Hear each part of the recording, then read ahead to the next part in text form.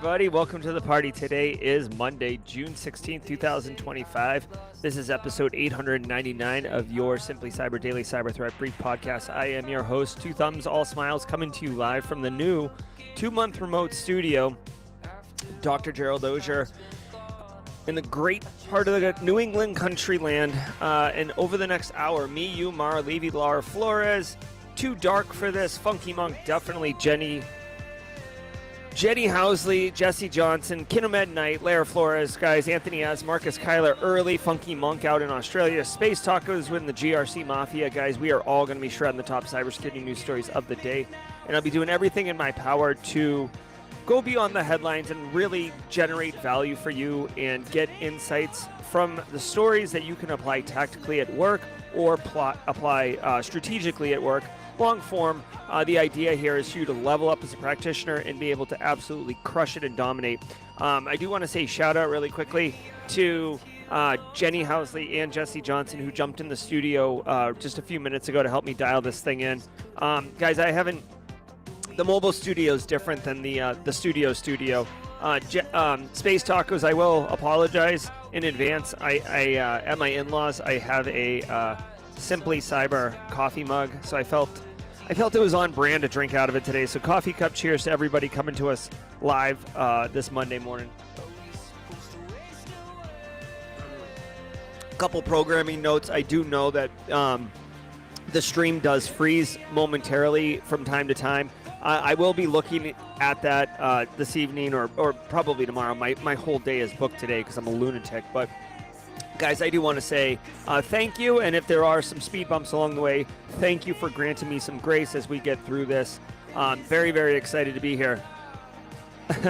Thank you, Marcus Kyler. It is looking better than Proof of Life video. Guys, so we are going to be shredding the top cyber news stories. I can't wait. It's going to be good. We got 8 stories. It is Monday, which means it's Simply Cyber's Community Member of the Week. We love doing this every single Monday. It is a sponsored segment by ThreatLocker, which means I get to give the Community Member of the Week $100. Super pumped about that. And I hope this member is in chat. This member does typically show up live in the morning, so that's really awesome, guys. I just want to say thank you.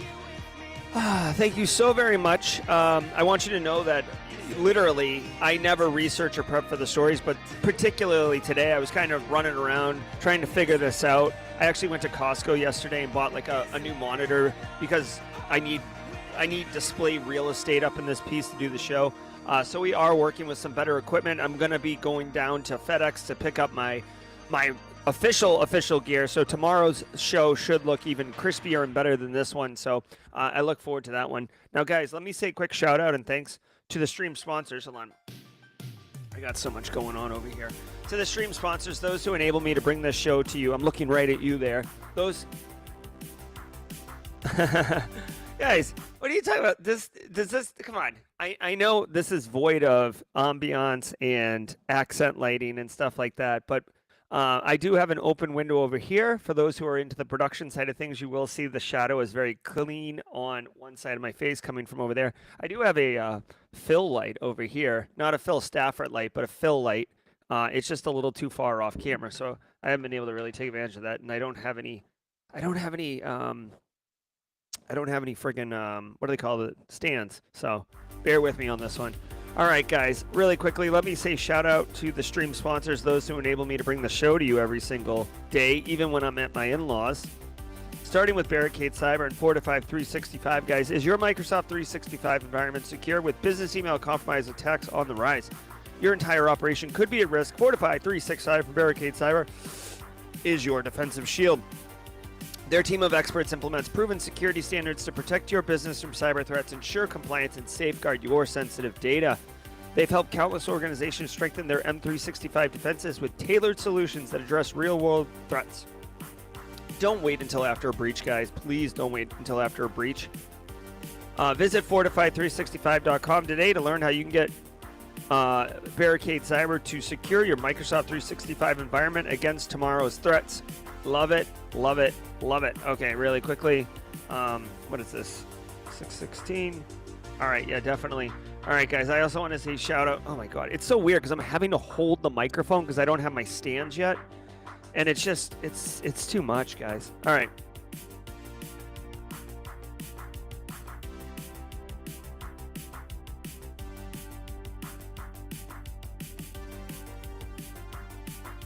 All right. The I did start the show by saying grant me grace, okay? Listen, I also want to thank the stream sponsors. Delete Me. Delete Me makes it easy, quick, and safe to remove your personal data online at a time when surveillance and data breaches are common enough to make everyone vulnerable. Delete Me does all the hard work of wiping you and your family's personal information from data broker websites. And as someone with an active online presence, privacy is really important to me because I'm worried about whether I'm at my in-laws or at my own home. My home address is my private, personal home address. And, basically, I want to choose who has that and when they have it, not just who gets it whenever they want it, right? So take control of your data. Keep your private life private by signing up for Delete Me now with the special discount for our listeners. Get 20% off your Delete Me plan when you go to joindeleteme.com/simplycyber. Use promo code simplycyber at checkout. The only way to get 20% off is to go to joindeleteme.com/simplycyber and enter code simplycyber at checkout. That's joindeleteme.com/simplycyber. Code simplycyber. All right. Those are the ad reads. I will do Antisyphon and Threat Locker a little bit later because I feel like the show needs to keep the momentum going. I do want to say what's up to AA Witherspoon. Space Tacos is granting that grace. Thank you, Space Tacos. I will tell you, even though I'm at the mobile studio, that does not prevent the largest size French press from coexisting with me. Any place that there's a French press is a safe pace. All right? That's right. Tech Grunt says 2 turntables and a microphone. I love it. Guys, hey, every single episode of the Daily Cyber Threat Brief, I feel like I'm sliding into the vibe right now. Every single episode of the Daily Cyber Threat Brief is worth half a CPE. So say what's up in chat, just like Good Morning did, Computer Cyber KW did. Computer Cyber says, I see newsletter for Simply... Where is it? Yeah. So you have to sign up for the newsletter. So do an exclamation point newsletter in chat, and then every Monday you'll get it. So it already went out today, so you can catch next week's. I think we do make it available online, but I'd have to go fact check that. We do the newsletter as like an extra community thing. All right.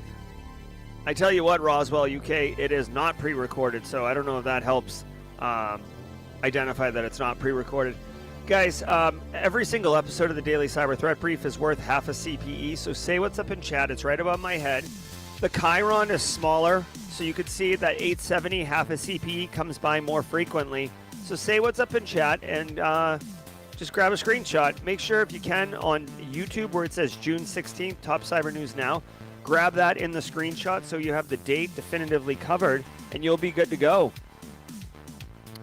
Elliot Matisse wants to know how the butt pillow was. It is a game changer. I will tell you what, either I'll admit my age or I'll be the first person in line for the infomercial testimonial. But I'm telling you, the butt pillow, it's a W, all right? I drove 17 straight hours and I'm walking fine today. Come at me, bro. All right, guys, it's 8:11. Let's let the cool sounds of the hot news wash over us in an awesome wave. Spicy! Oh my God, I forgot. DJ BSEC has infected my soundboard. That is the DJ BSEC. Hold on. Why does that say 870? Hold on 1 second. I messed up. Hold on. You're right.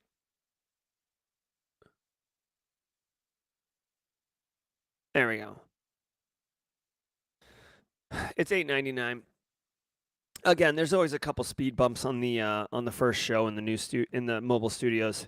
All right, guys, do me a favor. Let's cook, huh? And remember, stay tuned to the mid show because we are gonna get that Simply Cyber Community Member of the Week. All right, let's go. Open redirect. From the CISO series, it's cybersecurity headlines. By the way, before I dig any further into this, I hope everybody had a great weekend. I hope everybody had a great weekend. You know, we drove on Saturday and then we spent all day. It was Father's Day. Went to a really nice lunch yesterday with 3 different fathers. Like it was like, you know, kind of a family Father's Day luncheon. It was excellent. I had a Maine lunch IPA. If you're familiar with Maine Brewing Company, their lunch beer is very nice. So had that, and then took it easy, kind of a little relax as we get ready to slide back into the week.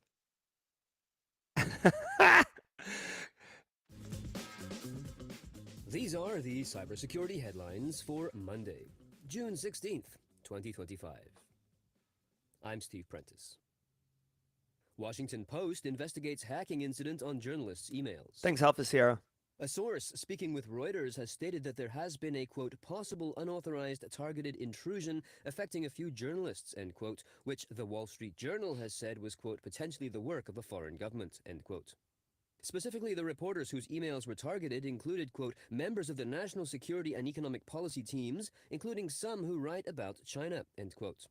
Staffers at the Washington Post have been told, quote, the intrusions compromised journalists' Microsoft accounts and could have granted the intruder access to work emails, end quote.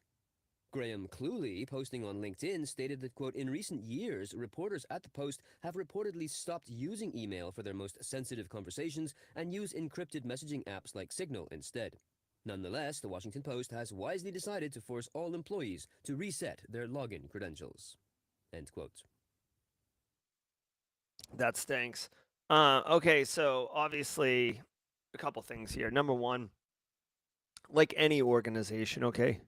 Yeah, I agree. Oh, the volume's really low. Hey, listen, I am sorry. I forgot to adjust the slider. Again, I'm sorry. There's so many challenges as I slide into, like, basically, like when you go to work and you kind of like have a routine and a workflow and everything, it changes when I'm in the mobile studio. I'm going to reset the story, okay, and play it with the volume right. And let me check the speed.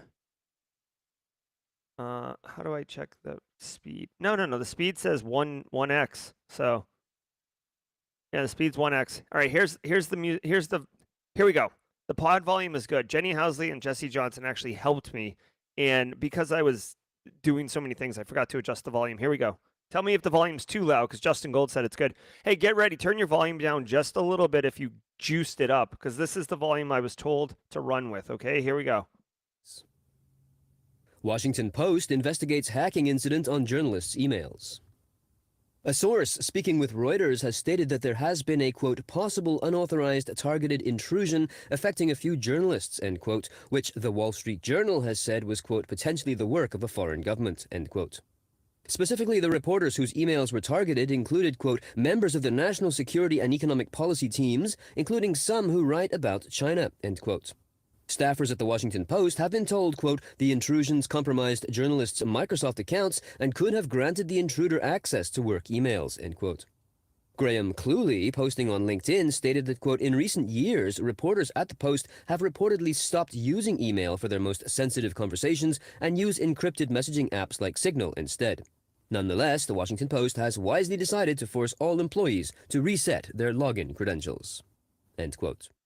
Now, first of all, I don't know if that's a new reporter or what, but he definitely sounds like he sucked down a as Brad Townsend said, a helium balloon. Yeah, or it's, I don't know. I don't know if it's AI voiced. I don't know if it's recorded in a funny way with like a weird filter or what, but it definitely doesn't sound like any voice I've heard before on the show. All right, let's get to the actual important things. Number one, dude, journalism is definitely something that should be protected. And, obviously there's certain biased journalism, right? You hear right-wing media, left-wing media, state propaganda machines, state media, right? So not all journalism is created equal. Having said that, the integrity and the institution of journalism to provide insights and visibility and hold, frankly, people in power accountable is very important. And the Washington Post, while it's owned by Steve, no, is it Steve Bezos? Well, Steve doesn't sound right, but I feel like it's Steve Bezos. Whatever, the guy who owns Amazon, Bezos.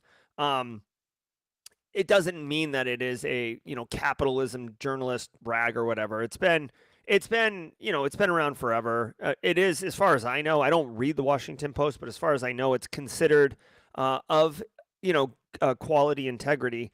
So having said all that, we want to protect the reporters. You don't want reporters backing down from stories because of intimidation or coercion. or being paid off or whatever. So reporters need to be able to connect with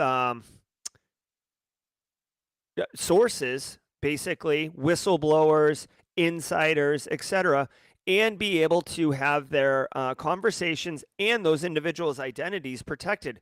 Think about this. Like, again, I'm not saying, I'm bringing this up because it is a relevant thing, but I'm not stating any objective facts. But let's just say that you're a whistleblower for like a major, massive Fortune 50 airline company, and then like you come out and say that the building standards of the new super planes you're building is low quality, and like mistakes are being made, shortcuts are being taken for the sake of making money and producing product faster at cheaper rates. And then, planes start falling. If the person comes out as a whistleblower, they could potentially like call into question a multi-billion dollar business. This is the stuff that like Netflix shows with the Kevin Spacey that I brought up last week. I can't remember what it's called, but like these are the kind of shows that like make really interesting, intriguing things. So anyways, it all comes back to the journalist, because you need to have an outlet to be able to go to that. So when the journalist's emails are attacked, that's a concern, right? Especially if you're connecting with sources. So I don't know if China hacked it. They said based on who got hacked, it could have been China, right? No one knows. And as a source of best practice, they're having everybody reset their accounts.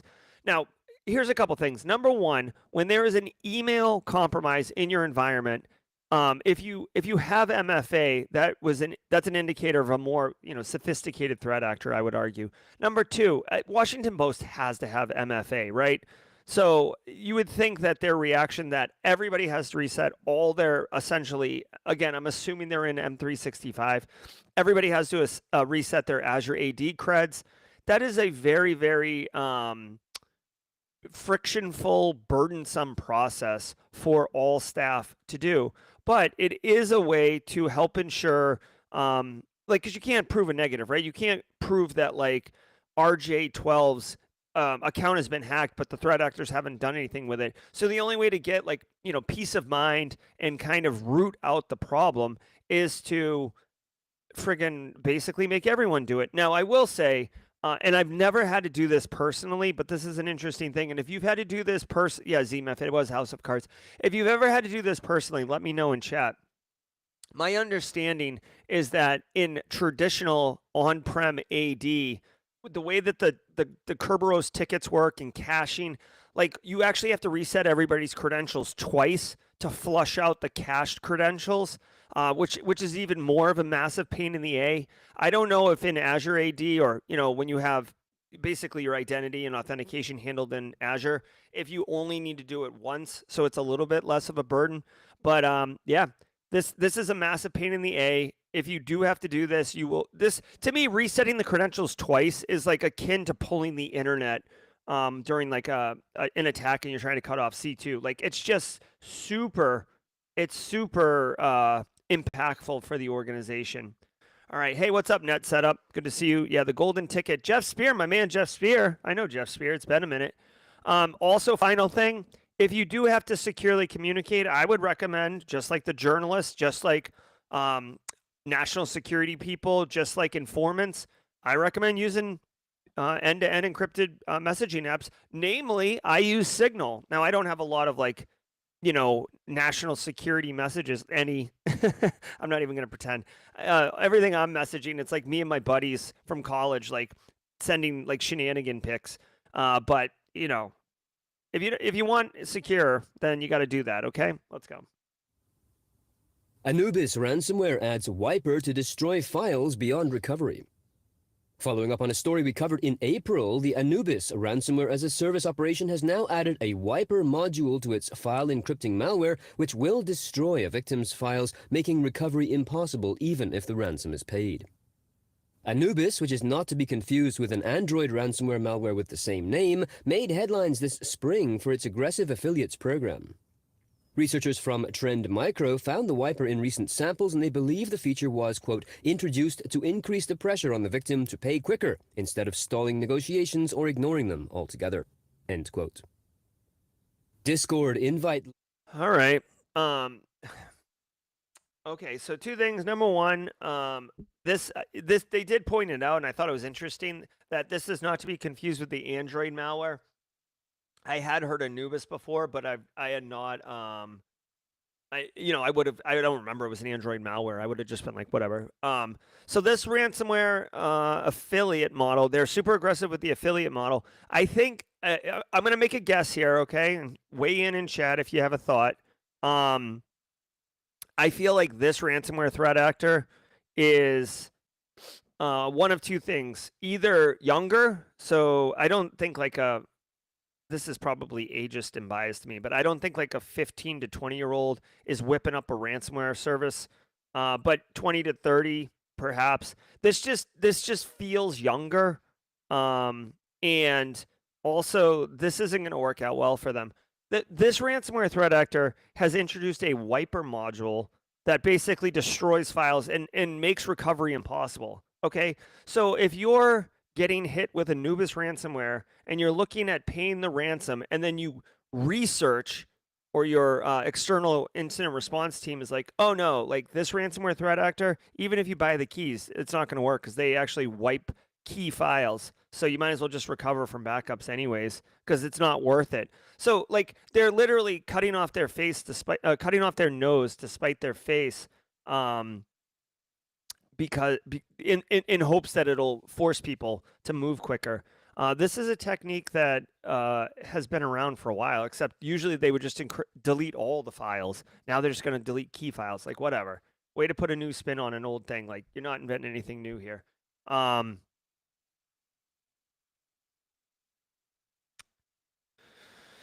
All right, there we go. They used ASCII art for the wiper mode to, I guess, to scare their targets also. Oh, this is gross.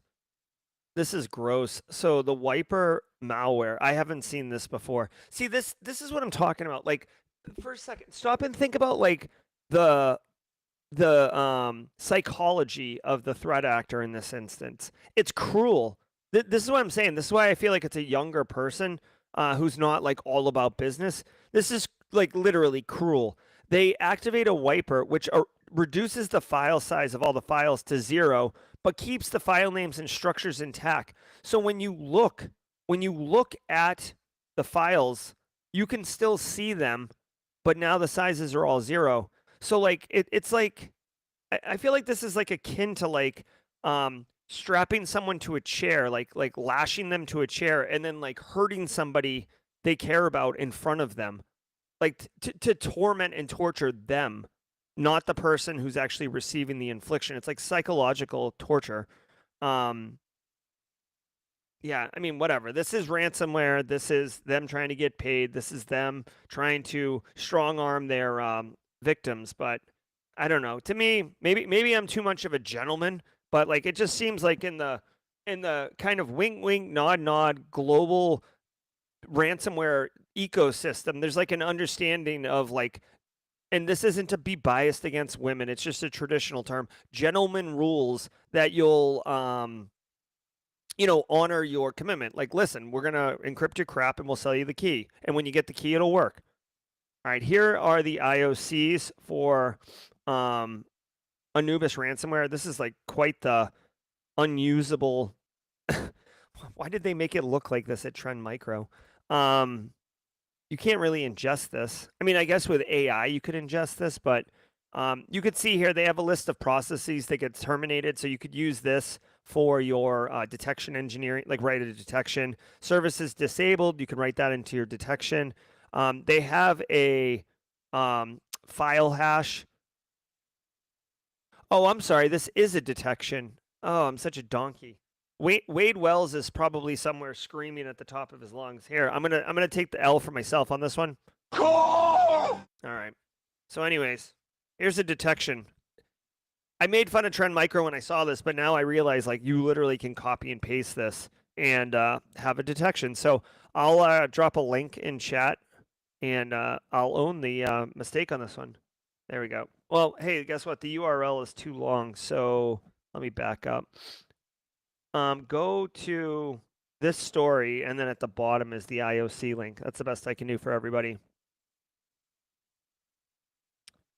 All right. Chris Rock says it reminds him of the bomb activation mode where you cut the wrong wire and the timer starts going faster. Classic Bond villain move. Link hijacking campaign delivers info stealers. Researchers from Checkpoint are describing this campaign as one that exploits a weakness in Discord's invitation system to deliver an information stealer called Skuld, S-K-U-L-D, and the remote access Trojan async rat. They said, quote, attackers hijacked the links through vanity link registration, allowing them to redirect users from trusted sources to malicious servers, end quote. They then use the click-fix phishing technique along with multi-stage loaders and time-based evasions to, quote, stealthily deliver async rat and the customized Skuld stealer, targeting crypto wallets. All right. Yeah, you know, it's funny, like now, first of all, congratulations to Checkpoint Security, because like their branding, like their graphics always look the same. And if you didn't know, I am a bit of a dork for infographics. So like Checkpoint, I see you. Oh, also really quickly, speaking of me being a dork for infographics and that being weird to people, if you didn't, if today's your first episode, drop a hashtag first timer in chat. I'd like to welcome you. Welcome to the party, pal. Just say hi. Hashtag first timer. This is coming to you live from the next 2-month studio. I guess that's what we'll refer to it as. At the in-laws, getting hooked up. I do have the full setup. If you guys want, I'll take a picture and send it on Discord, and you guys can see what's cracking. All right, here's the deal. This is pretty clever. Again, guys, I haven't said it in a while. I do not promote, encourage, endorse cybercrime. Obviously, like I live to stop cybercrime, right? I try to help businesses not get impacted by cybercrime. However, having said that, guys, listen. I will absolutely hat tip, give the flowers, whatever the Gen Zs say. Like, I'll tell you guys what, man. Every once in a while, threat actors come up with some clever moves, and I love it. Okay, this one's a rehash of a classic. Okay. Oh, we got some first timers in chat. Swouse, Philip Young, you're a squad member and you're a first timer. Hardcore, bro. All right, guys. Hey, if we can, Swouse and Philip, let's go. Oh, wait, hold on. I'm sorry. Misfire. That was me. Welcome to the party, pal. Welcome to the party, pal. Hey, really quick, I see FedEx in chat as well. What's up, FedEx? Good to see you, buddy. Okay, so here's the deal. Number one, Discord is like getting hotter and hotter, okay? So Discord, like people use Discord all over the place. I know people use Slack for business, but Discord is hot. Like we have a Discord server, right? Simply Cyber Community. Black Hills has one. Study GRC has one. Space Tacos GRC Audit Trove has one, right? They're all over the place. They're awesome. And the way that you get connected to these Discord servers is through a link. Now, you can have a pretty link like discord.gg/simplycyber, which we use. But if you don't have the server boosted, which costs money, then you can create a Discord invite that's like discord.gg/ some random hash value, right? And like, 8-10 characters. And that works fine. However, if I take this link and I post it on social media, and it has an expiration of 7 days, if I'm able then to hijack that link and make it redirect to somewhere else, well, now I've got some authority because Space Tacos posted on her social media, hey guys, come join the GRC Audit Trove Discord. Here's a link. And then it's 3 months later, 6 months later, and that link no longer actually works. But if it gets appropriated, now someone can say, they can retweet or repost Space Taco's original post, and now they can control that URL. The one thing that I find interesting about this is I don't know how you get that URL specifically, because when you generate a Discord link Discord gives you it. It's not like you get to choose. Now, if you're controlling a pretty link like the discord.gg/simplycyber, that one could work. So imagine, if you will, Simply Cyber, like I close the doors on Simply Cyber and I end everything. Well, then that link would go away because no one's paying for it anymore, and a threat actor could jump on that one. I think that's the attack vector. So anyways, TLDR, as always, be careful of things you click in links. This is obviously an increased activity. So threat actors are using these pretty Discord short links and getting people to install remote access Trojans and info stealers. Again, they're targeting crypto wallets, so chances are we in the cybersecurity community probably find, like, Justin Gold's probably also on, like, Crypto Bros Discord server, or Super NFTs to the Moon Discord server, or whatever, and like that would be more of a targeted one. I also think that the URLs, the short ones, they're probably targeting more crypto related decommissioned servers, ones that were used in rug pulls or whatever. So just be mindful of that. As always, you should have anti-malware on your systems, EDR solutions on your systems, which would also detect this. So if you fall for the link and then you download the software, you can catch it lower in the attack chain, right?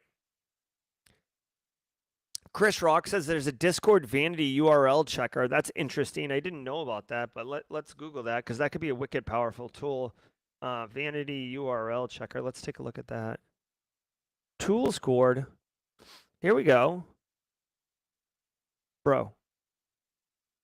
Even at my in-laws' house, if I don't have instant. All right, so let's just do this. Discord.gg/simplycyber. I'm doing this here. I'm doing this live right now, just so we can see.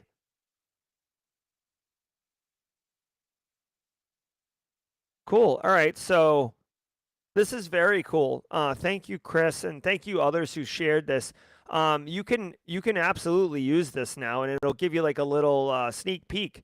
This doesn't mean a threat actor can't put in fake data around the description and say that it is Simply Cyber's server, but this is cool if you want to. All right. Yeah. Haircut Fish is sharing in mod chat. Again, DJ BSEC could weigh in on this too, but like using DNS to further make it legit. So like having it go to like a domain that's like less dodgy, and then redirecting further on.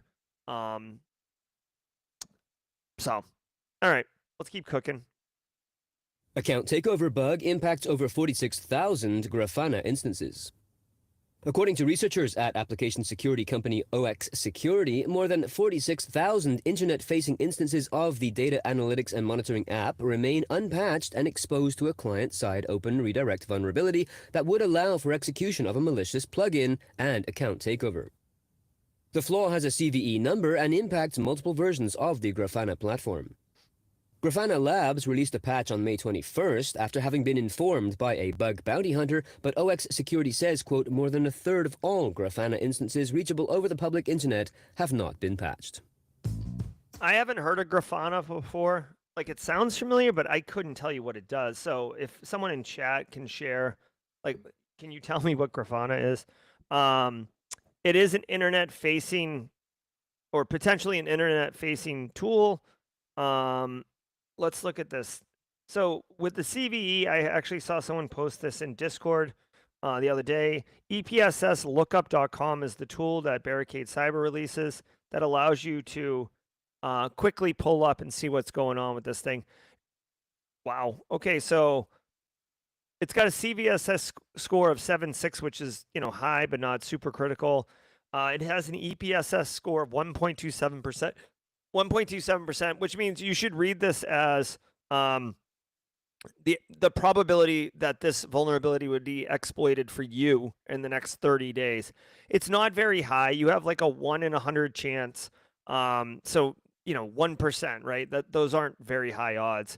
But if it does get popped, it's very bad. 78% of vulnerabilities in the hundreds of thousands of vulnerabilities in EPSS are not as bad.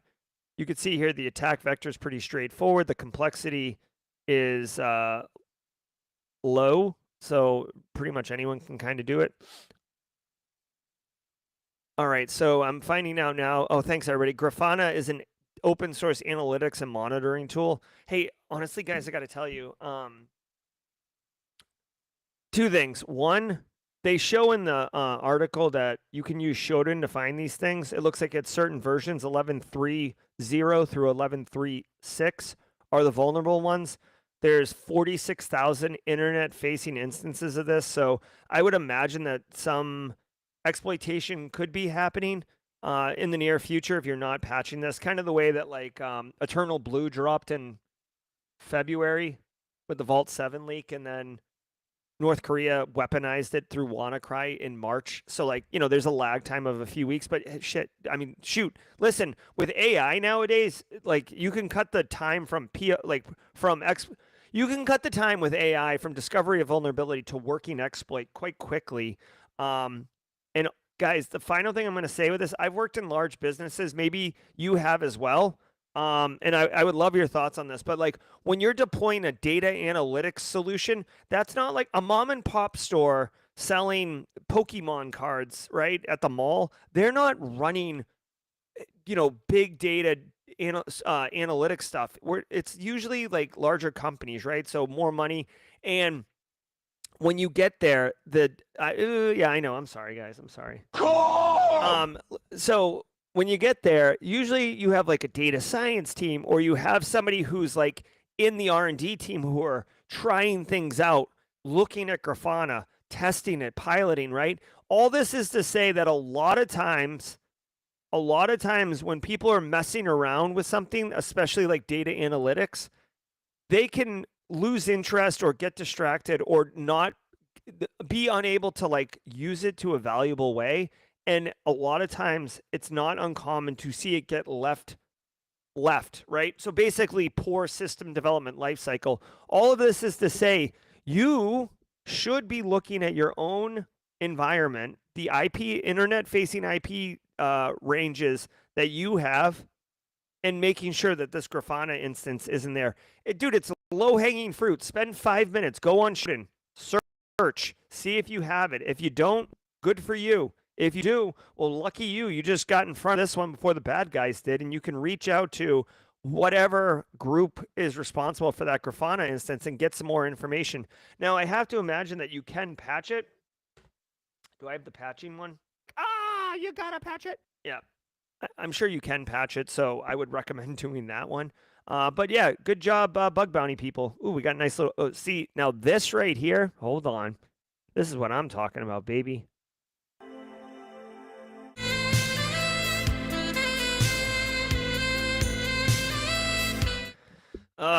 Who knew it was going to get hot and steamy at my in-laws' house? Oh, Jesus.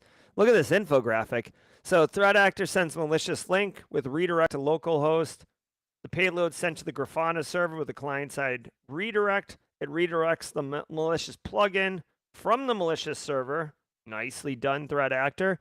They respond with the plugin and redirect, and then finally the client's browser is redirected to localhost 1234.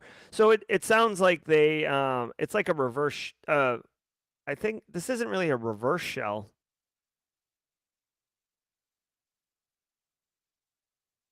But they can do some serious stuff, dude. They can definitely get in there. They can run commands. They can set up accounts and stuff like that. Basically, TLDR, guys, if you're running Graphana, fix it. Like, period, full stop. All right, let's go. And thank you, thank you, thank you, Team SC for the saxophones. I love it. Huge thanks to our sponsor, Adaptive Security, OpenAI's first cybersecurity investment. As deepfake scams and GenAI phishing evolve, Adaptive equips security teams with AI-powered phishing simulations featuring realistic, personalized deepfakes and engaging security awareness training. Their new AI content creator turns threat intel and policy updates into interactive, multilingual training instantly. Trusted by Fortune 500s and backed by Andreessen Horowitz and OpenAI, Adaptive helps you stay ahead of AI-driven threats. Learn more at adaptivesecurity.com. That is the two words adaptivesecurity together.com. All right, here we go.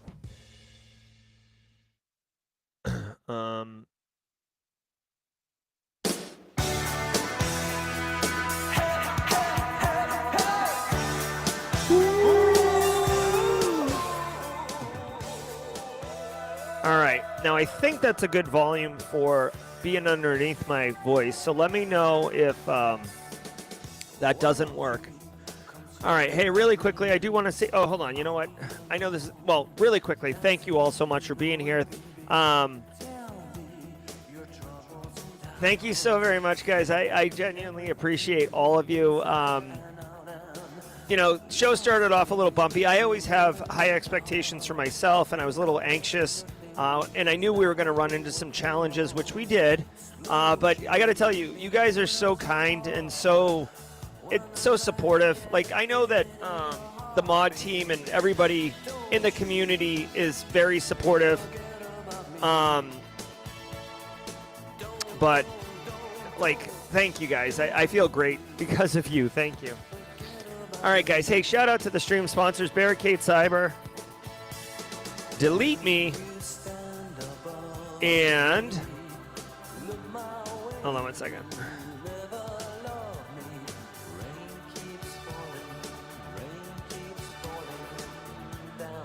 Antisyphon, Delete Me, Barricade, Threat Locker. Guys, really quickly, I don't know if you know, there's still time. There's still time. Don't sleep on this one, guys. If you want to frustrate threat actors, today, tomorrow, Wednesday and Thursday, June 16th through 19th. Thank you, Modas Bella. Thanks, Phil Stafford. Thanks, Chris Rock. I appreciate that. Hey, listen, guys, really quickly. There's still time today. This is an opportunity that I strongly encourage you to, at minimum, just go look at the website. At mid, register and don't go. And at maximum, register, go, and get amazing value from this course. John Strand is OG cyber guy. Love him. He does so much for the community. He inspires me to be better at delivering value and helping the community. And he is doing this week, Monday, Tuesday, Wednesday, Thursday, 11 a.m. Eastern to 3 p.m. He's doing active defense and cyber deception. It's a course that you can take for $0. It's a pay what you can, pay it forward course. This course is a lot of fun, guys, a lot of fun. He shows you how to set up honeypots. He shows you how to set up honey tokens. He shows you how to frustrate attackers. He also shows you how to protect yourself so you don't accidentally shoot yourself in the foot, okay? Nobody wants cyber Plaxico bursts up in this piece. And for you youngs, go Google that. I feel like it was just last week, but it's been a while. All right, so shout out to Antisyphon. Here's a link to that particular training. If you can, you know, hey, if you just got laid off, you're in between jobs or whatever, I know it sucks, but dude, keep skilling up, keep leveling up, keep going, right? I'm telling you, keep investing in you, all right? Because you are the CEO of you. All right, now really quickly, let's do the quick Threat Locker read. And then I want to tell you about the Simply Cyber Community Member of the Week. Then we're going to do the la-la-la-la-las. And I do see that she is in chat right now. So I'm very excited to announce the Simply Cyber Community Member of the Week. Let's do the Threat Locker ad. And then we're going to rip the top off the rest of the mid-roll. I want to give some love to the Daily Cyber Threat Brief sponsor, Threat Locker. Do zero-day exploits and supply chain attacks keep you up at night? Well, worry no more. You can harden your security with Threat Locker. Worldwide, companies like JetBlue trust Threat Locker to secure their data and keep their business operations flying high. Threat Locker takes a deny-by-default approach to cybersecurity and provides a full audit of every action allowed or blocked for risk management and compliance. Onboarding and operation is fully supported by their US-based Cyber Heroes support team. Get a free 30-day trial and learn more about how Threat Locker can help prevent ransomware and ensure compliance. Visit threatlocker.com.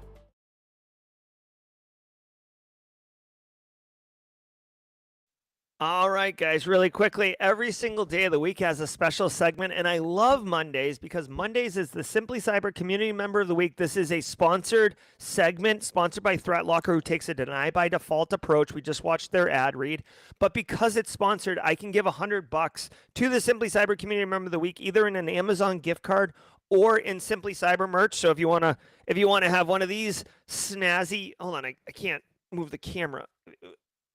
If you want to have one of these guys, right? I think actually Chris Rock has the same exact one I'm wearing right now. Once his kids finally gave it to him. Listen, it's your choice, but guess what? I got to tell you, I am super, super happy. You guys know her. She's in chat all the time. She's on LinkedIn all the time. She's in Discord. She's super supportive. She's always present. She's always sending good vibes. If you know, you know. Ladies and gentlemen, I would love to introduce you to this week's Simply Cyber Community Member of the Week and extend a very sincere thank you to Miss Sierra Montgomery. Sierra Montgomery is in chat right now. She's literally, you guys, I don't know if you've noticed, but she's always crushing it. She's always sending out supportive feedback and insights and championing people. She's wonderful. Sierra, thank you for exhibiting all the Simply Cyber community values. You're awesome. Let's get our la la la's on, y'all.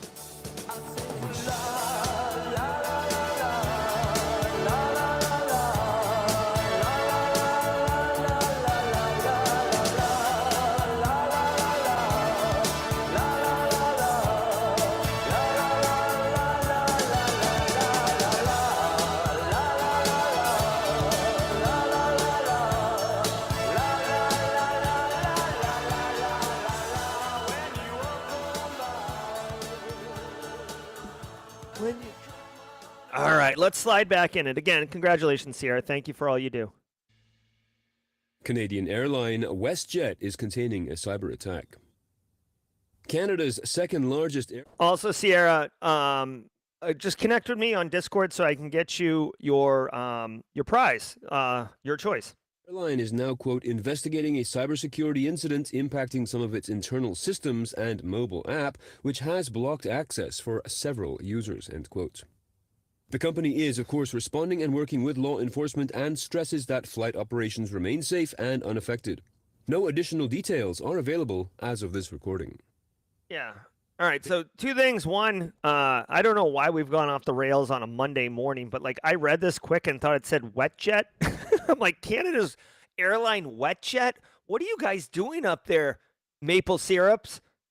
WestJet. Wow. Okay, but apparently that's not what it says. It says WestJet. Okay, guys, here's the thing. When we talk about airlines, and dude, moment of silence for that Indian airplane. Wow. And then the unbreakable guy who got out of it. Holy crap. That was like a heavy story. Shocking, frankly. But when we think about airlines, dude, safety is paramount. Usually, you know, all souls on board are lost when there's like major accidents. So when companies are attacked, like when an airline company is hit, it's very scary. Now, just like every other kind of critical infrastructure, and I know airlines are not critical infrastructure, but like when oil pipelines get hit or when airlines get hit, it's almost always like the IT operations that are impacted. So like emails not working or whatever. Even when CrowdStrike, do you guys remember the CrowdStroke situation? When CrowdStrike blue screened of death, like everybody, including like Delta Airlines and others. That was like their IT operations and their service delivery. You know, and listen, it is very impactful. Flights are grounded. They can't coordinate. They can't sell tickets. The business operations of the airline is screwed, but an airplane is not impacted. The entire computer system and everything, the air traffic controllers, all that stuff is separate, and it's very secure in the way of like resiliency and not modern IT operations impact. So I'm sorry for this company, right? But like, I'm also super happy that when I see this, I immediately know that planes aren't falling out of the sky. You know what I'm saying? But I mean, obviously, it does suck for for people who are trying to fly. Dude, nothing's worse. Honestly, nothing's worse than going to the airport and finding out, like, I've had last year, dude, like, I'm sorry, now I'm going to rant for a hot minute here. Listen, 2 years ago, I was supposed to go to Hacker Summer Camp on Tuesday. I always go Tuesday. And my flight got delayed 24 hours, which is like insane. They sent me the, hey, Jerry, double middle finger emote. Your flight's delayed 24 hours. Like, as I was leaving to go to the airport. So then I got there Wednesday. I paid for Top Golf that I never went to because it was like refundable. Oh, so angry about that. And so now I go on Mondays. So me and Mrs. Auger are flying out Monday, which is great because now I have an extra day to go do fun stuff with my wife. But my point is, like, from a nerd GRC cyber resiliency perspective, the lesson learned and the operational change was that now I fly out a full 24 hours earlier. So if I ever get a delay of 24 hours, I actually arrive on time. However, you know what I mean? So, like, I get it. This company, this airplane company, it sucks, dude. Getting your air travel screwed up sucks. So, I'm sorry, Canada and WestJet. Also, whoever said it in chat, I do agree with you. Swiffer's online too, WestJet. They'd like to talk about a sponsorship deal. Danish government agency announces planned switch from Microsoft software.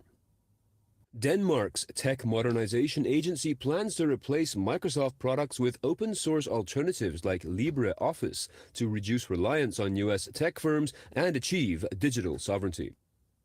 Over half the staff will transition to LibreOffice in the next month, with full adoption expected by autumn, according to Digitalization Minister Caroline Stage Olsen. The move also aims to avoid costs tied to aging Windows 10 systems, which lose support in October. LibreOffice, developed by the Berlin-based Document Foundation, offers a full suite of Office tools. Similar steps have been taken by Copenhagen and Aarhus, citing financial, political, and competitive concerns. Microsoft has not yet commented. Okay. I mean, first of all, I didn't realize Denmark and the United States were having like tension. You know what I mean? It's like mom and dad are in a fight at the dinner table, and you're just like, oh my God, can someone pass me the mashed potatoes? I want to eat this food and get out of here. So news to me, right? I thought the Danes and the U.S. were like BFFs. I thought this was all part of like the NATO High Five alliance, but they're not. Okay. And it sounds like, you know, if you've been paying attention for a minute, there's been this like massive decoupling of the global economy, specifically, you know, all these tariffs that the U.S. administration is dumping on everyone and how it's pissing everyone off. And China's, you know, basically making a play as like the, you know, New World Order and stuff like that. So this is happening and there's a decoupling. Microsoft has forever, dude, the reason threat actors write malware for Microsoft Windows is because it's everywhere. So you get more bang for your buck as a threat actor. All right. So, oh yeah, the Iceland thing. I forgot about that. Oh my God. The Iceland. Okay.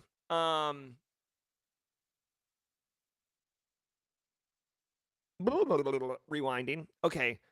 So here's the deal.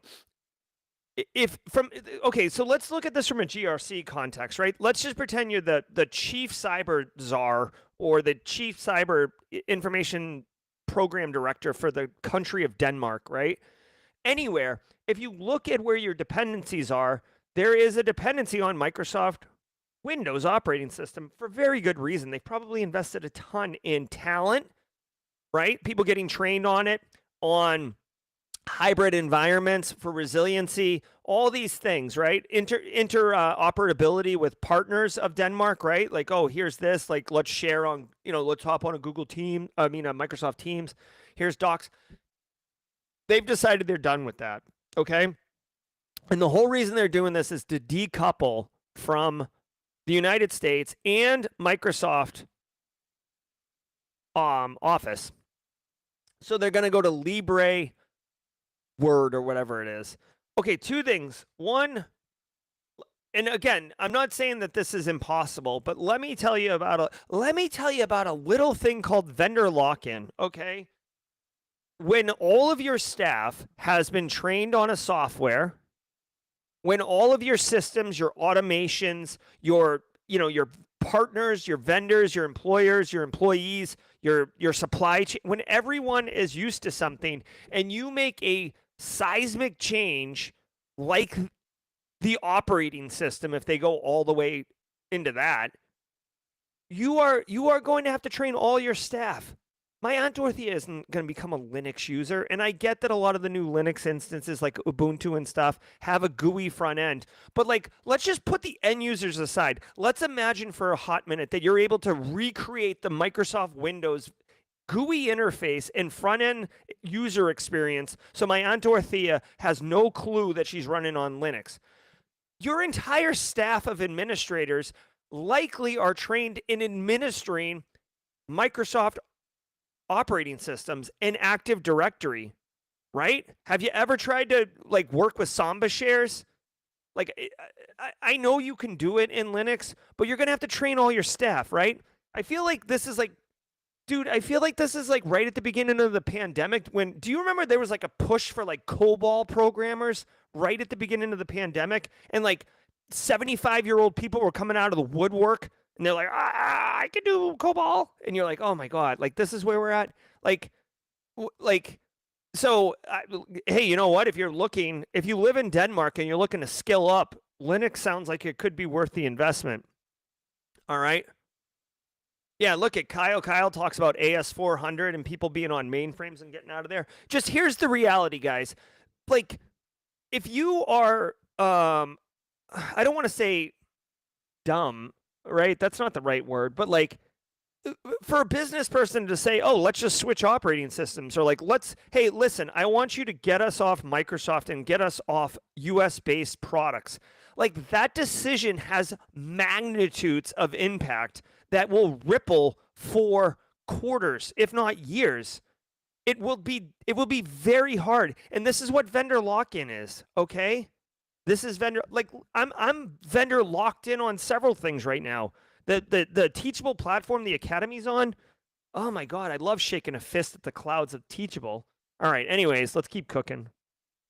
Crash records stolen from Texas DOT. Authorities at the Texas Department of Transportation have announced the discovery of unusual activity on May 12th involving its crash records information system. Their investigation states that a compromised account was, quote, used to access and download almost 300,000 crash reports, end quote, which the state is legally required to maintain. The records include PII, but also information about insurance policies, injuries sustained during crashes, as well as the narratives of the incidents. The department sent letters to victims to be vigilant for any communications related to past crash incidents. All right. All right, way to go, Texas. 300,000 crash records stolen. Honestly, this sounds like Texas hackers compromised an account and discovered unusual activity. To me, this just sounds like somebody got creds either through an info stealer or whatever, and were poking around. They downloaded some crash reports. That isn't super valuable. Yes, you might be able to do insurance fraud or identity theft or social engineer someone, but like, again, I hate to be so flippant about it, but like, if you think of the level of effort it would take to use this information to realize any significant financial gain to offset the risk of the crime you're committing, it doesn't make sense, right? Like you would rather attack VIPs, high-end, like maybe you're going to comb through these records and find like a Maybach or, a McLaren or something, and then target that individual as a high net worth individual. But like, again, I feel like you're like getting this record, 300,000 crash records for the state of Texas. I feel like you're buying a storage container in the storage wars, and all you can see is a bunch of trash bags, and like you're hoping that you got something good with there. Honestly, I feel like this is a story, and right, obviously, this Department of Transportation probably should have had MFA in place. Sounds like they did not, but I think that this, if I had to guess, I would bet $50. Like, it's not, it hurts to lose $50, but it's not gonna, I'm still gonna be able to pay my mortgage payment. That this was just some curious attacker, somebody who discovered it. Hey, by the way, quick shout out to Department of Transportation. Maybe they didn't have MFA in place, but they certainly had some type of detection capability to alert on unusual activity. So yeah, get some of that. First time live, Michael Kenny, student learning here. What's up, dude? Welcome to the party, pal. Yep, the vehicles could be owned by an LLC. That's true. The UK is woefully unprepared for undersea cable sabotage, says report. Following up on a story that we have been covering over the past few months, a report from the China Strategic Risks Institute showed that 10 out of 12 incidents of alleged undersea cable sabotage between January 2021 and April 2025, out of these, 8 of the suspected vessels were directly linked to China or Russia through flag state registration or company ownership. As described in The Guardian, quote, 99% of intercontinental data transmission takes place through submarine cable systems, playing a vital role in civilian and defense infrastructure. Without these cables, much of the economy, from international banking and cloud computing to virtual communications and global logistics, would cease to function, end quote. The report continues to say that, quote, the UK's defense infrastructure is woefully inadequate in protecting against such grey zone tactics. End quote. All right. I mean, the term gray zone is new to me. It's a space between war and peace, which aims to coerce adversaries while minimizing opportunities for response. Welcome to the party, pal. New term for me today. Welcome to the party, pal. Dude, I mean, last time I checked, the UK is an island, right? So internet's got to come in some way. They're woefully unprepared. I mean, I don't know. Like, yes, probably.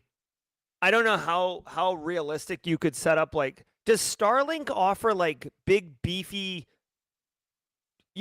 corporate size pipes? You guys remember back in the day you could get like a T3 pipe into your business or a T1 pipe into the university? Like, I don't know if Starlink has more beefier than residential feeds, but maybe that's the solution. At the end of the day, guys, again, I guess today is June 16th, 2025, and this is the business continuity episode of Simply Cyber's Daily Cyber Threat Brief. Like, dude, if you're woefully unprepared, you should be planning for what happens if an undersea cable gets cut. We've been seeing multiple instances of, like, quote-unquote oops, but it really looked like thinly veiled sabotage of undersea cables being cut and screwing up internet. Not so much in the Atlantic Ocean or the English Channel. Again, I'm assuming the English Channel is the body of water between the UK and like the mainland Europe continent. But over in, like, I want to say like the Baltic or the Black Sea, like in that area, we've seen underground cables get accidentally cut by, like, Russian fishing ships that have like no fishermen on board, just like a bunch of, like, operators. So, yeah. Dude, I guess hey, listen, honestly, the first step is acknowledging that you've got a problem, and the second step is do something about that. Let me go a little bit deeper on this one, okay? And by the way, if you work in the UK, you should be mindful of this, right? Because you ride on the same internet as everybody else. So have some business continuity plans in place. Let me tell you 2 things. Number 1, this idea of coercing adversaries while minimizing opportunities for response. This sounds like big brain wordage, but this is basically asymmetric warfare. And if you would like to read a book that's very dry, a very dry book, but really good, check this out. Russian Cyber Operations, I think it is. Hold on 1 second. Book, read Putin. Let me see if I can find this book. I read this book a few years ago, and it's like, oh my God, what is it called? It's been a minute since I read it. I thought it was called Russian Cyber Operations. Book. I think it's a guy named Scott. Author Scott. You guys know what I'm talking about? This is it right here, Scott Jasper. Yeah, here we go. This is not on my library book list, But this book, if you are really interested in understanding, like, deeply into the playbook of how Russia does cyber operate, like, if you've ever asked your question, if you have ever asked the question of yourself, how is it that Russia is able to attack everybody everywhere from a cyber capability, and yet no one seems to do anything about it? This book answers that question. It gets into the United Nations, the Geneva Accord, Article 5, and the definition of what is an act of war. Russia is part of the UN, at least at the time this book was authored, and they weigh in on defining these terms and what international norms are. And it's very interesting from a asymmetric warfare perspective, and Russia's nailed it. So, like, as much as China's wicked good at espionage, Russia's wicked good at, like, asymmetric cyber warfare. This book, like I said, this book, you're going to have to, like, really want to read this book to read it. It's very dry. It is not written like a Nicole Pelroth book. It is difficult. It's difficult. The font is like size 2. There's no pictures. Okay, so emotionally prepare yourself for that. There is no infographics in it. All right, let's keep cooking. I think we're actually done. I thought I had one more thing to share on this particular story. No, I think that's it. Yeah, okay, I think that's it. We're a couple minutes over.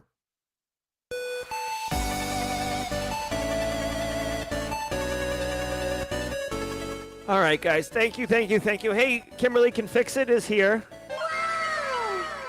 Guys, I hope you had a great show. We're off and running on a 2-month remote studio operation. I will be continuing to level up the game. Like I said, I got a monitor yesterday. I'll be doing lights and camera in action tomorrow. Stay where you are. Again, shout out to Sierra Montgomery, our community member of the week. Guys, if you would like to get mentored, stay with us. Every single day, we do this for 2.5 hours every week. Live mentoring. $0. Okay, $0. You don't have to pay. There's no paywall. There's no subscription fee. There's none of that stuff. If you want, come on, stay right where you are. I can't mentor one-on-one. I can't. It's very hard for me to do that. I'm not gonna sell coaching or anything like that. But what I can commit to this community is 2.5 hours a week of mentorship, and make sure that that's available. If I'm not here, I do work with other people, as you're well aware, to make sure that somebody is in the seat. Sometimes we have multiple people in the seats to provide mentorship at scale. That's what Jawjacking is. I'm super proud of it. I'm super happy that we are able to deliver this to our community, even if I am a bit of a mess and unable to be organized on the mission. But we keep moving forward. I make mistakes. I'll be the first to admit it. But I think the Jawjacking thing is refined enough that it's going to be good. So don't go anywhere. We got you covered. If you got to get out of here, have a great day. Thank you so much. We'll be back tomorrow at 8 a.m. Eastern Time. Otherwise, let's go get some Jawjacking. Ever wonder what it takes to break into cybersecurity? Join us every weekday for Jawjacking, where industry experts answer your burning questions about the cybersecurity field. Live, unfiltered, and totally free. Let's level up together. It's time for some Jawjacking.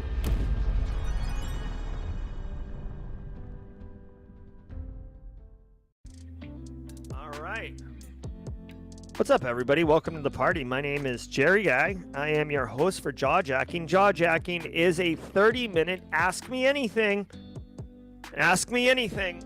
I mean, obviously, there are certain boundaries, but for the most part, you can ask me anything, and I will do everything in my power to deliver the answer. Now, I will answer any questions, but I hope that you can take advantage of the fact that I'm here to help you level up as a cybersecurity professional. Put your questions with the Q up front. Here we go. And if I don't have the answer, I know a lot of people in the community and might be able to direct you to the right person. All right. No glasses. I didn't. Oh, actually, hold on. You know what? Who asked that? Roswell, UK.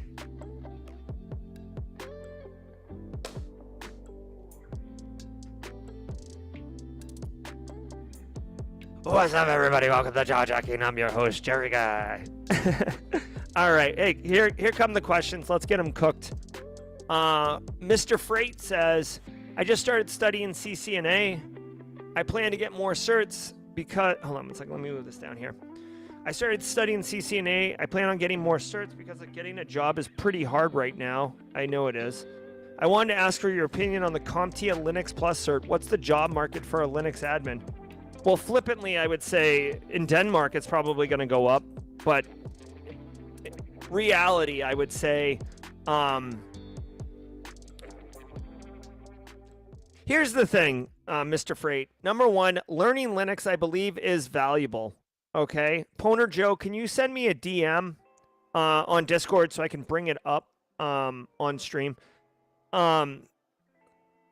Most of the market, Mr. Freight, is Windows-based operating system. So the value of Linux as a practitioner isn't as high. Now, having said that, understanding Linux is super valuable because you will get a better appreciation for the operating system and how things work.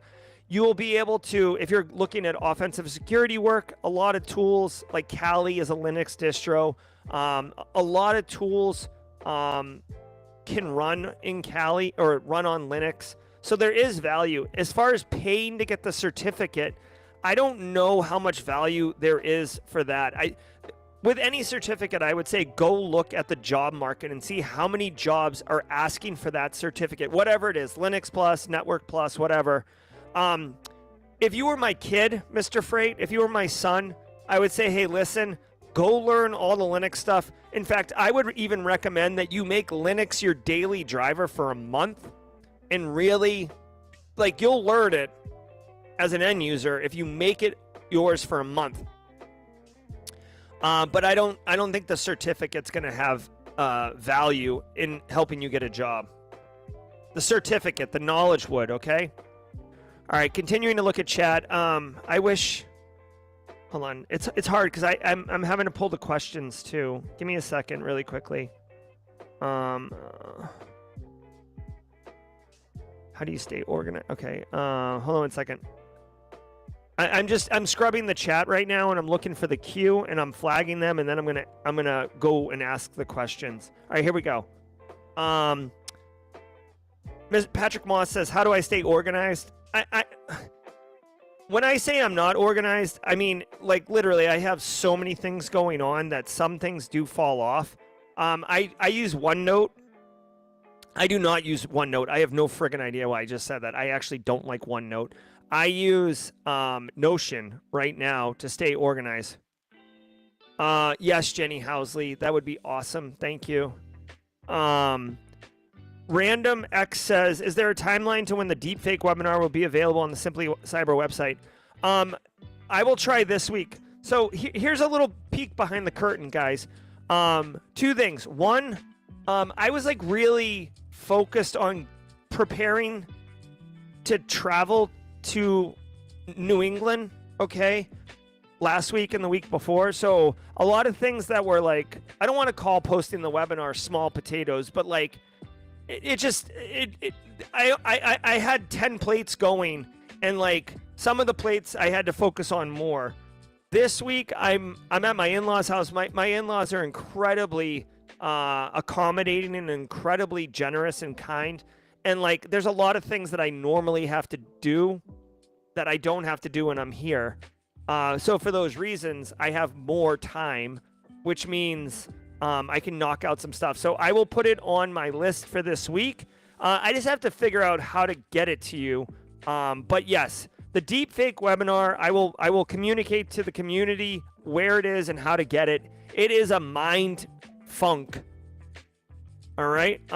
Kyle, what advice would you offer someone who's a new cyber mentor? I'm volunteering. Oh, Kyle, dude, way to go. Hold on, let's give you a little shout out. All right, Kyle's mentoring. Kyle, what I would say is, and this is true for anyone that wants to mentor.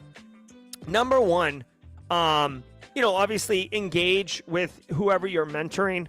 Number two, so I mentor at scale, so I can't. What I'm about to tell you is more appropriate for a one-on-one mentor-mentee relationship. But like, if you're going to give somebody some guidance, right? What I recommend is giving them like actionable and digestible guidance, right? So like, let's say someone was like, or like my son, he's like, Dad, I really want to get into pen testing. I think hacking's cool. Ultimately, I'd love to be able to do bug bounty research on Fortnite video games. Okay, like just that. So I wouldn't say, okay, Grayson, here's what you need to do. Like, here's like a 3-year roadmap. What I would say is, okay, here's like an IT foundations course, like Google Cyber, the Google Cyber one, or even in Simply Cyber's community, I have the Cyber 101 course. Or here's like whatever, like basically go do this, go learn this, and let's meet in 2 weeks. I think it'll take you 2 weeks to learn the IT fundamentals. Like, he's not going to be a friggin' computer scientist or a system administrator in 2 weeks. But my point is, Kyle, if you say, hey, here's something that you can complete in 1 week, let's meet back in 2 weeks and revisit it. You haven't talked about hacking, you haven't talked about Fortnite, you haven't talked about SaaS apps, you haven't talked about Burp Suite. What you've done is you've given them a reasonable, actionable piece of guidance. Let them come back to you and demonstrate that they're committed. Because what a lot of times happens is people are like, oh my God, I absolutely want all of this. And then you give them guidance and then they don't execute on it. And if you've invested a lot of yourself into hooking them up and they're not reciprocating by taking action, you're exhausting yourself. So I would just say that. Now, if the person comes back and they've done it, well, now, baby, you're cooking with gas. You could start talking about long-term strategies and next steps and all this other stuff and having a lot of fun with it. But that's kind of my thoughts on that. If anyone has thoughts on mentoring, because there's a lot of people, if you didn't know, it's really common in cybersecurity to get mentored when you're young. And then at a certain point, like as you're going from mid to senior level, there's almost a desire to give back. I see it all the time. So yes. How do you really measure something as ephemeral as risk? What metrics make sense to show value? Roswell UK says. It depends, right? So risk is a very fluid metric, okay? It's not like you fill your gas tank and you're like, oh, we're 3/4 full of risk, right? For me personally, there's a lot of left of boom risk measurement and right of boom risk measurement. So, and there's lagging and leading indicators on what's going well. So let's say you have number of incidents, right? And I'm not saying like false positives or crap tickets. I'm talking about like real incidents, like malware detonated or whatever. Like, how many times is that happening? You could even look, like, if you really want to get specialized, it depends on who you're reporting to, right? Like the board, you want more vague, generic metrics, and if you're reporting like internally and stuff, you'd want more granular metrics. But for example, email based attacks is huge. So wouldn't it be nice to see how many, I don't care how many emails got blocked by the firewall or by the email gateway, like that's fine, right? But what I would say, hey, what's up, John V? What I would say is, how many times did an email get through and someone clicked on it and we were able to block it? Like the EDR blocked it on an email-based one. And then having trending data is you need trending data to help show whether or not you're getting more risky or less risky. Risk is very hard to do it. One quick model that's like phenomenal, if you're interested, let me show you this one. I love this one. This is called the FAIR. Hold on. Can I? Oh yeah, look at this little org chart. So FAIR is the I forget what the acronym stands for, but it's basically a factor analysis of information risk. This methodology is it's as close to quantifiable as you can get for risk. And basically what they end up doing is giving you like a range kind of the way that like EPSS gives you a value of how likely you are to get exploited in the next 30 days. FAIR does a great job of helping you quantify risk in a real way. Like average loss expectancy, ALE, is like a stupid way to do risk. The problem is, back in the day, this is like, you know, the more you know, or me yelling at a cloud. Back in the day, people were trying to take like financial-based risk tooling and map it onto cyber, and it just doesn't work that way. Hey, really quick, since I got the screen share up, I want everyone to know that this week, June 26th, or no, next week, I'm sorry, Poner Joe is letting us know next week we have the Meta CTF. So another community initiative that costs $0 to do, and anyone can participate. And the goal here is that this is an accessible, fun, capture the flag contest that will allow you to do your first CTF if you've never done one in an easy way. We have the Discord server, so people who are playing the CTF can coordinate with each other.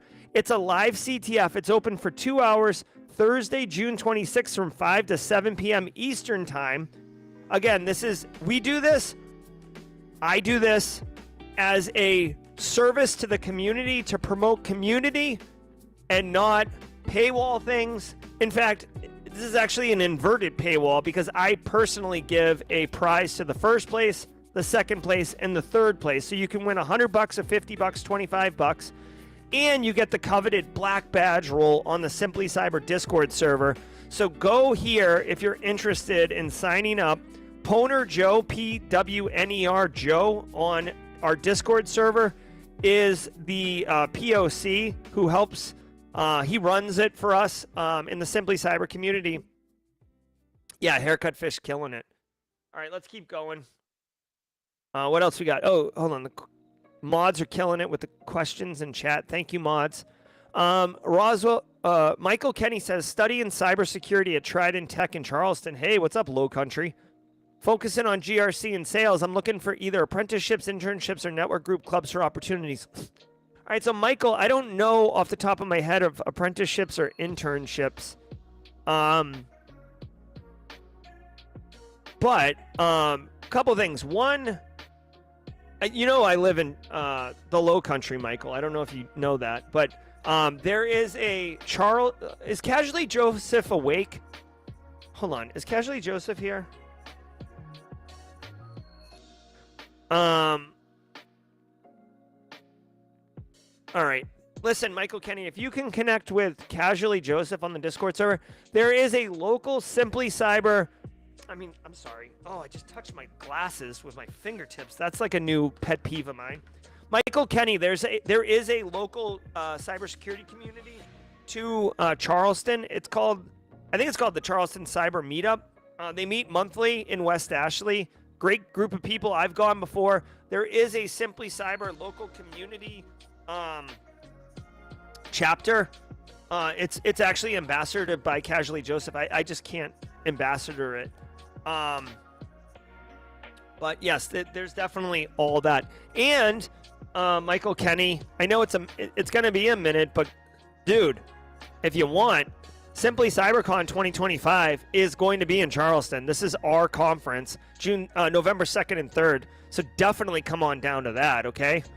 We're getting all the logistics. The CFP is open right now. Guys, if you didn't know, you can submit your paper, call for speakers. So please consider speaking at Simply CyberCon.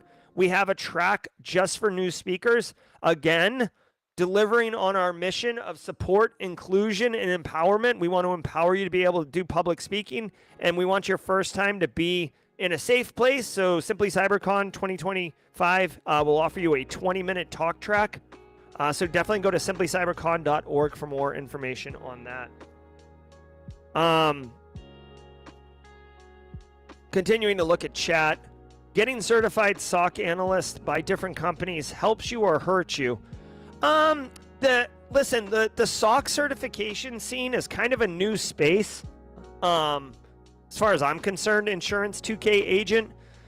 Guys, if you have thoughts on this, at Insurance 2K Agent, who's asking whether SOC analyst's certification is worth it. Like I said, the jury's still out. I know Fleetus is in here as a SOC, hires as a SOC analyst, hires as a SOC manager. Here's what I would say. I think the certification. Okay, here's the reality. The certifications are so new that they haven't gotten onto job postings yet. But it's just because they're new, they haven't gotten on the job postings. So it doesn't, it's not, I'm not sure if they're going to be asked for people. Having said that, I know for a fact that the Try Hack Me SOC analyst path is got a SOC simulator, so you get hands-on skills. Casually Joseph has said the Hack the Box, I think it's the CDSA cert, is excellent. Casually Joseph speaks very highly of that. So what I would say is Insurance 2K Agent, yes, I think, I can tell you definitively it will not hurt you. It will not hurt you to get them. You asked, does it help you or hurt you? It will not hurt you. I will tell you it would probably help you, especially if you're able to take the things that you learn from those trainings and actually put those impact statements on your resume. Great question. Daniel Camacho Sanchez says, just completed my cybersecurity boot camp with University of Central Florida. What would be the best way to find a mentor and land my first role in industry? So, okay, so Daniel Camacho, what I would say is finding a mentor isn't, you don't go to like the mentor store and or go on Amazon and like scoop up 2 mentors and like add them to your cart and check out. Like, you need to engage, right? And here's like 2 ways to find a mentor. Number 1, if you work somewhere that has cybersecurity professionals, engage with them. Don't come at them like a, bum rush them or anything like that. But you could say, hey, I work over here. I work in the sales department. I work on the help desk. I work wherever. I was wondering if you'd have, 30 minutes I'd love to buy you a cup of coffee, or I'd love to just hop on a Zoom call and just ask you about your job. I just completed a cybersecurity boot camp and I want to know more about what it's like to really work in cybersecurity. Do not say, hey, I want to jump on a call and have you mentor me. Hey, I want to hop on a call and figure out how you can give me a job. Just open the conversation and start chill, right? It's like, honestly, it's like dating, right? You're not going to be like, hello, would you like to get married? That would be like insane, right? The first thing you'd like to say is like, hello, you're interesting. Would you like to get a cup of coffee? I'd like to learn more about you. Right? No big deal. The second way to do it, Daniel Camacho Sanchez, get in Simply Cyber's Discord server and just be active in the server. Say hi. If someone asks a question and you don't know the answer, maybe Google it. Maybe ask them, hey, I've never even heard of that technology. Where do you use that? Get involved. You will naturally start to identify people who are interested in mentoring, and then those relationships can begin to form. All right? Carrie says, is the Simply CyberCon going to be online as well? Yes. So every year we do Simply CyberCon. The last year we did it in person. This year we did it in person. As a continued commitment to support inclusion and empowerment of the community, and a lot of times at zero cost. We do have paid training, of course, so everything isn't free, but we do make a lot of stuff free and accessible. And the Simply CyberCon Track 1 and Track 2 will both be streamed live from Charleston on social media, on YouTube, so anyone, anywhere can get access to it, all right? Triple D says, Jerry, how do you manage your time with your super busy schedule? Honestly, Triple D, for me personally, I do 2 things to kind of like maintain it. Number 1 is I have like an active task Notion list, right? So like say oh my god, like I'll give you a perfect example. Okay, look I'm gonna open my Notion right now. Right now I have a task tracker. I'm gonna add a new task right now. New task: post deepfake webinar to Simply Cyber Academy. Okay, So now it's on my list, Triple D. And that Triple D, if you guys don't know, is Divine Dream Divine. Okay? So, hey, Silence Poet says, how do I become a squad member? Do exclamation point join, I think. Basically on YouTube, there's a join button beneath the video. Okay, so Triple D, I now put post deepfake webinar to Simply Cyber Academy. So what I'm going to do is, it's on my list. I then use my calendar to block things. So like right now, if you were to look at my calendar, I'm not going to show my calendar because I do have personal stuff on there as well. Actually, I will share my calendar. Okay, because I don't think there's nothing sensitive that I can see right now. All right, so look, here's my calendar. Okay. Here's my calendar. So like I have a meeting at 10. I have this at 11, but here I have this block right here is go to FedEx and pick up my gear. So like even things that are not meetings, I put on my calendar because I literally will finish my meeting at 11 a.m. and say, what do I do now? And then I say, oh, I have a meeting with Ryan Larevik to talk about a GRC course for Simply Cyber Academy. Done. And then I actually have half an hour. So like this half an hour, I'll probably do a bio break and go get some lunch. Then boom, I've got some work to do. And then I got to go to FedEx. So you could see here, tomorrow afternoon, I have nothing posted, right? So what I'll probably do is I'll literally go like this. Add deepfake webinar to Academy, right? And that's probably going to take me an hour because I have to do more than just post it. I have to like do a whole bunch of crap. There you go. And now it gets done.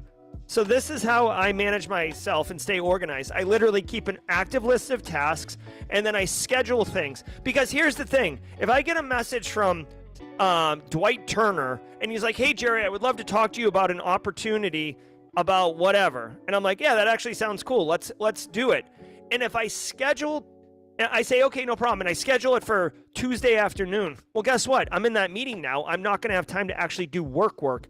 So my calendar has work meetings, and other things. And that's how I manage it. Okay? Because if it's on the calendar, it happens. If it's not on the calendar, it's not happening. All right? But having said that, I am an absolute, I'm submissive to my calendar. Okay? So like, I have wanted to play DayZ for like over a week. I love this video game. And anytime I get a break, I look at my calendar and it's like, do this next. And I'm like, oh. So as much as I want to do something, you know what I mean? Sometimes you gotta just plow through. Not everything you're gonna do, you're gonna enjoy. But if you keep your eye on the mission and like the long-term goal, then, you know, the 30-minute thing you're doing is like, whatever. Just like, let's get it done. All right, Jenny Housley's out. We'll see you later, Jenny. All right, it's 9:35. Let me do one more question because I do have a 10 a.m. And I want to get prepared for it. Silence Poet, thanks for the squad membership. How do you approach third-party vendor reviews for open source products that likely don't have standard security audits and documentation, asking for a Dane? Dwight Turner, I mean, when I'm reviewing any technology, if you can get some type of like, you know, especially if it's like a cloud-based product, see if you can get some type of like technical documentation of what their data flows are, figure out where they store their data. I also always like to ask about like how authentication works, both for you and for their company. Find out if they have to notify you about incidents and when they notify you. If you can, figure out what kind of, I mean, obviously if you're storing a bunch of data up there, you know, can you get your data out easily? I'd also look at how easy is it to use. This is not really a cybersecurity perspective. This is more of the application team. But like, how easy is the friggin' tool to use? Is it going to cause more problems than it's going to solve? All right. All right, guys, I'm Jerry, your chat. I want to say thank you, all of you, for being here today. We're off and running on the remote studio. We had a couple speed bumps, but, you know, I think we got it sorted out. Have a good one. Appreciate you guys. Until next time. Hold on, I got to figure out where my restream is. I can't even. There it is. Till next time, everybody, stay secure. We'll be back tomorrow morning, 8 a.m. Eastern Time. Yeah.